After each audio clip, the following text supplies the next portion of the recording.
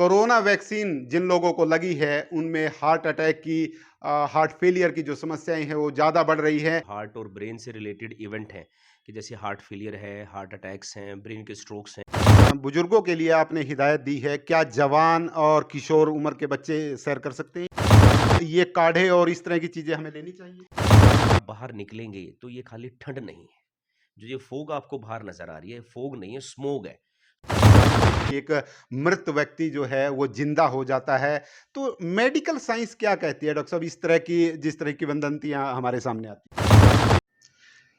ठंड का प्रकोप लगातार जारी है और जिस तरह से ठंड बढ़ रही है उसी तरह से बीमारियां भी बढ़ती जा रही हैं। आमतौर पर देखा गया है कि heart attack, brain stroke, heart failure इस तरह की बीमारियां लगातार जारी हैं और आम लोगों में चर्चा है कि ये जो बीमारियां हैं, जिस तरह से कोविड वैक्सीन लगी है उसके कारण ये बीमारियां बढ़ती जा रही है।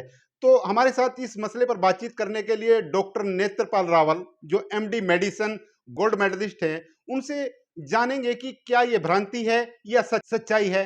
तो सभी मसले पर जानने के लिए पूछेंगे डॉक्टर नेत्रपाल रावल जी। सबसे पहले नमस्कार। स्वागत है आपका जी, जी। धन्यवाद।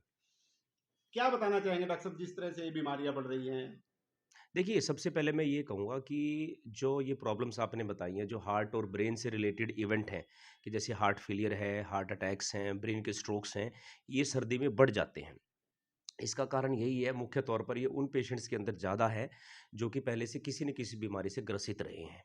जैसे कि कोई बहुत ज़्यादा स्मोकिंग करता है, डायबिटिक पेशेंट है, ब्लड प्रेशर का मरीज़ है, ओल्ड एज हमारे पास पेशेंट रहते हैं, कोई किडनी या लीवर का पेशेंट है जो पहले से परेशान है।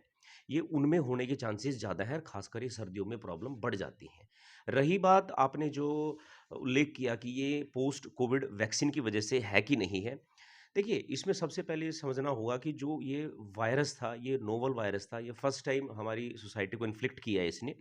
और एक चीज़ समझनी पड़ेगी कि वैक्सीन से ज़्यादा ये पीछे कई स्टडीज़ चल भी रही हैं आज की डेट में कि ये किस वजह से ऐसा हो रहा है। तो वैक्सीन से ज़्यादा रिस्पॉन्सिबल ये वायरस था।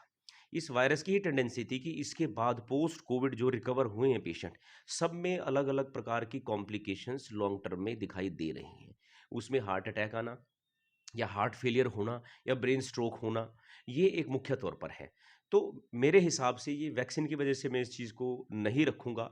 कुछ स्टडीज़ भी हमारी इसके पीछे आई हैं, जो रूटीन में चलती रहती हैं। उन पेशेंट्स को देखा गया है, क्लोज़ली ऑब्ज़र्व किया गया है कि जो ये वायरस था, इसकी एक टेंडेंसी थी कि ये हमारे ब्लड में ऐसी चेंजेज़ करता है कि क्लॉट बनने के चांसेस ज़्यादा हो जाते हैं। जी, जी। जिस तरह से ठंड है तो बीपी, शुगर और कोलेस्ट्रॉल जैसी बीमारियां भी आमतौर पर काफ़ी इसमें बढ़ती हैं।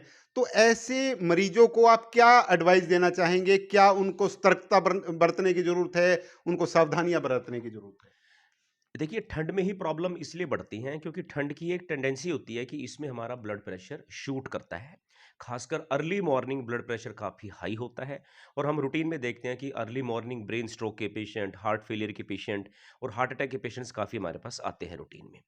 सबसे पहले एक चीज़ समझनी पड़ेगी कि जो लापरवाही हम अक्सर करते हैं कि जो रूटीन में बहुत सारे पेशेंट्स हैं जिनको पहले बीपी, शुगर, हार्ट का ट्रीटमेंट चल रहा है, वो नियमित रूप से अपनी सारी दवाइयाँ लें। अक्सर पेशेंट लापरवाही कर देते हैं कि अब मैं ठीक हो गया हूँ, तो मैं दवाइयाँ छोड़ के देख लेता हूँ, 1 दिन छोड़ के ले लेते हैं। बहुत सारे पेशेंट ऐसे आते हैं हमारे पास। सबसे बड़ा रीज़न ये है। दूसरा मैं रीज़न ये कहूँगा कि ठंड से आपको बचना ही पड़ेगा। मैं हर बार एक चीज़ बोलता हूँ कि ठंड में मैं अपने हर पेशेंट को एक हिदायत हमेशा देता हूँ ट्रीटमेंट के अलावा। जब वो परहेज़ की बात आती है कि क्या परहेज़ करना चाहिए डॉक्टर साहब इसके लिए, तो ठंड के मौसम में खासकर दिसंबर और जनवरी में हर बुजुर्ग को या कोई भी वो पेशेंट जिसको पहले से कोई प्रॉब्लम है उसको ठंड में सैर से बचना चाहिए। अक्सर आपने भी देखा होगा कि हमारे बुजुर्गों को अर्ली मॉर्निंग उठने की आदत होती हुँ, है। हुँ, 4-5 बजे उठते हैं और सैर के लिए निकल जाते हैं। हुँ। वो सारा साल तो ठीक है, लेकिन अगर वो प्रॉब्लम उनको ठंड में हो रही है तो ठंड में उनको इस चीज़ से अवॉइड करना पड़ेगा। तीसरा सबसे इम्पोर्टेंट अपने खाने-पीने का ध्यान रखें। वो इसलिए ज़रूरी है क्योंकि सैर तो हम कर नहीं रहे। और उधर से सर्दियों में खाना-पीना भी हमारा बढ़ जाता है। तो वो आपको ध्यान रखना पड़ेगा, बाहर का खाना ना खाएँ, ऑयली चीज़ें ना खाएँ, नमक का सेवन कम करें और सैर को अवॉइड करें, नहीं तो धूप निकलने के बाद सैर करें। अगर इन छोटी-छोटी चीज़ों का भी ध्यान रख लेंगे, तो इन बड़ी प्रॉब्लम से हम बच सकते हैं। डॉक्टर साहब ये बुजुर्गों के लिए आपने हिदायत दी है, क्या जवान और किशोर उम्र के बच्चे सैर कर सकते हैं इस नहीं, मौसम में? नहीं, हम सबको अवॉइड करेंगे, उसका भी एक रीज़न है मेरे पास, कि जो अर्ली मॉर्निंग और लेट इवनिंग अगर आप बाहर निकलेंगे, तो ये खाली ठंड नहीं है। जो ये फ़ॉग आपको बाहर नज़र आ रही है, फ़ॉग नहीं है, स्मॉग है। स्मॉग का मतलब होता है कि हमारे यहाँ पर जो पॉल्यूशन होता है, ये पूरा सवेरे और शाम के टाइम पे पूरा चरम पर होता है, और जो जो ठंड होती है, जो ड्रॉप्स होते हैं पानी के, और ऊपर से ये जो कार्बन पार्टिकल्स है पॉल्यूशन की वजह से, ये सारे मिलके हमें इतने चेस्ट इन्फेक्शन देखने को मिल रहे हैं, इसका मुख्य कारण ये है। 2 महीने कोई फ़र्क नहीं पड़ता, आप इंडोर रहिए, अपने घर में कसरत कर सकते हैं, घर में व्यायाम भी कर सकते हैं, और आप सैर कर सकते हैं, ट्रेडमिल के ऊपर कर सकते हैं, या धूप निकलने के बाद बाहर निकलें। तो ये हर वर्ग के लिए हम कहेंगे कि सवेरे-शाम आप ठंड सैर से बचें। डॉक्टर साहब आमतौर पर देखा जाता है कि लोग यूट्यूब और सोशल साइट्स पर बहुत ज़्यादा हैं और आयुर्वेदिक के रूप में लोग तरह-तरह के काढ़े पीने की एडवाइस देते हैं और विभिन्न तरह की औषधियाँ लेने की बात करते हैं। तो आप ऐसे लोगों को क्या कहना चाहेंगे? क्या ये काढ़े और इस तरह की चीज़ें हमें लेनी चाहिए? देखिए, मैं ये मानता हूँ कि हमारा जो नॉर्मल खाना होता है, जो हमारा हिंदुस्तानी नॉर्मल शुद्ध खाना होता है, वेजिटेरियन खाने की बात करूँगा मैं, नॉन-वेज की बात नहीं करूँगा। अगर उसी को हम प्रॉपर तरीके से, प्रॉपर मात्रा में लें, तो वही हमारे लिए एक काढ़ा साबित होता है। जैसे बहुत सारी आपको सब्जियों का, फलों का सेवन करें, ठंड का मौसम है, अपना ड्राई फ्रूट्स का सेवन करें, घर का स्वच्छ खाना खाएँ, बाहर के खाने-पीने से बचें, बहुत सारा गर्म पानी पिएँ।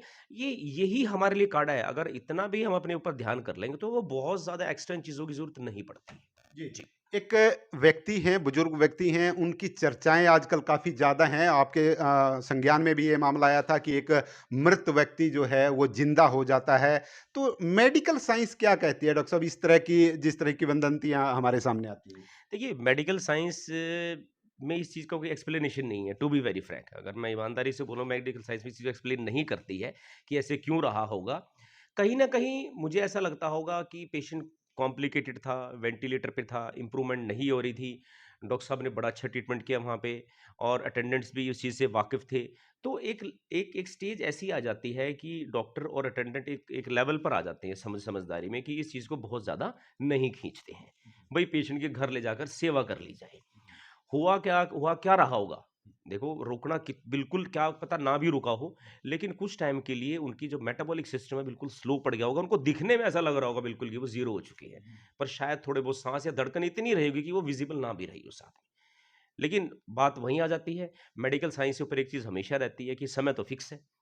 अब ये कह सकते हैं जी, जो पेशेंट था उसका वो समय नहीं था, हमें जो लग रहा था, कुछ टाइम उनको और निकलना था। हमारे यहाँ पर भी आए, जब उस समय धड़कन, साँस सारा कुछ था, और हमने भी अपनी तरफ से 2 दिन कोशिश करी। 2 दिन कोशिश के बाद हमने भी और अटेंडेंट से यही अंडरस्टैंडिंग रही कि इसको बहुत ज़्यादा खींचने का फ़ायदा नहीं है। सेवा ही कर ली जाए तो ज़्यादा अच्छा रहेगा। बिल्कुल। जी, जी। तो ये डॉक्टर नेत्रपाल रावल अपनी बातचीत रख रहे थे विभिन्न बीमारियों के बारे में, विभिन्न विषयों के बारे में जो हटकर भी जो चीज़ें हैं उनके बारे में भी हमने इनसे बातचीत की है। आप सभी साथियों से गुजारिश रहेगी इस खबर को आप ज़्यादा से ज़्यादा शेयर करें और कमेंट के माध्यम से ज़रूर बताएं कि ये खबर कैसी लगी, क्योंकि जिस तरह से लोग आमतौर पर चर्चाएं चल रही थी कि कोरोना वैक्सीन जिन लोगों को लगी है उनमें हार्ट अटैक की, हार्ट फेलियर की जो समस्याएं हैं वो ज़्यादा बढ़ रही हैं, तो डॉक्टर एक्सपर्ट ने जो राय रखी है उसके बारे में आप हमें कमेंट के माध्यम से बताएं। ज़्यादा से ज़्यादा इस खबर को शेयर करें। विशपाल राणा, नमस्ते भारत न्यूज़ के लिए, करनाल।